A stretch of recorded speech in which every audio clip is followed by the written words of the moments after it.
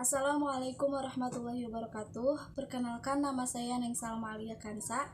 Saya dari kelas PAID semester 4 UIN Sunan Gunung Jati Bandung. Video ini dibuat dengan tujuan untuk memenuhi tugas mata kuliah psikologi belajar dengan tema karakteristik dan ragam belajar.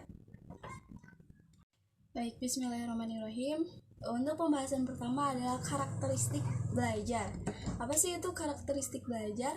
Karakteristik belajar adalah tingkah laku atau perilaku seseorang dalam belajar. Nah, karakteristik belajar ini terdapat ciri-ciri perubahan yang diantaranya yang pertama adalah perubahan intensional.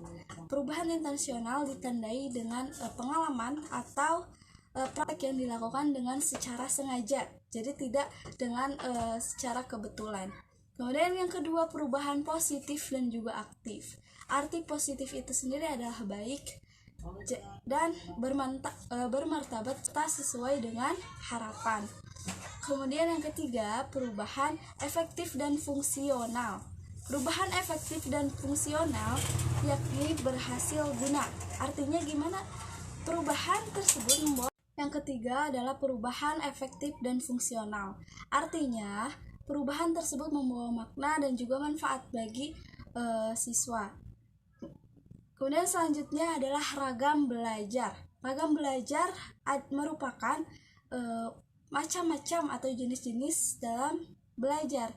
Yang pertama ada ragam abstrak. Ragam abstrak di sini menggunakan cara berpikir abstrak. Contohnya dalam matematika, kimia, astronomi, itu kan abstrak.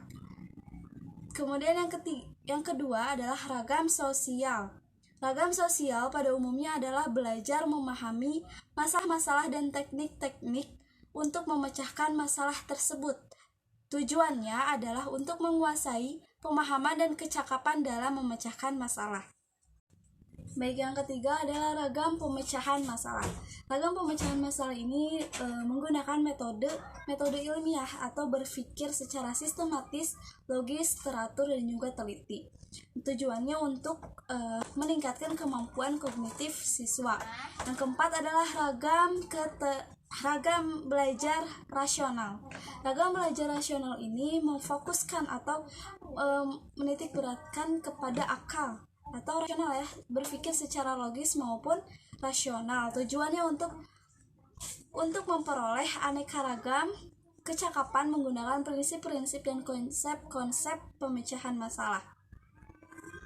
Yang kelima, ragam keterampilan. Ragam keterampilan adalah cara belajar yang menggunakan gerakan-gerakan motorik berhubungan dengan syaraf, urat-urat syaraf, dan otot-otot neuromuskular. Tujuannya untuk memperoleh dan menguasai keterampilan jasmani tertentu. Misalnya dalam pembelajaran musik, menari, melukis itu membutuhkan keterampilan khusus. Yang keenam adalah ragam kebiasaan. Ragam kebiasaan adalah proses pembentukan kebiasaan-kebiasaan baru atau proses perbaikan kebiasaan-kebiasaan yang telah ada. Ragam kebiasaan ini dengan cara menggunakan perintah, pengalaman khusus, dan juga suri tauladan. Kemudian yang ketujuh adalah ragam apresiasi. Yang ketujuh adalah ragam apresiasi. Ragam apresiasi ini merupakan belajar mempertimbangkan arti penting atau nilai suatu objek. Tujuannya adalah agar siswa memperoleh dan mengembangkan kecakapan ranah rasa, affective skill, di mana dalam hal ini kemampuan menghargai secara tepat terhadap nilai suatu objek tertentu. Kemudian yang terakhir adalah ragam pengetahuan.